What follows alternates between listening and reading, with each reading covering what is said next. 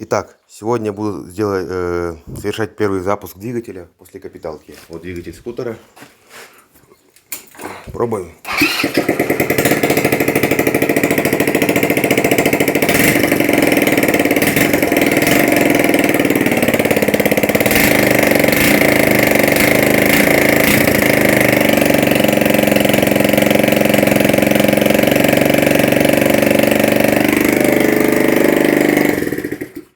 Уже крышка горячая нагревается, новая поршневая.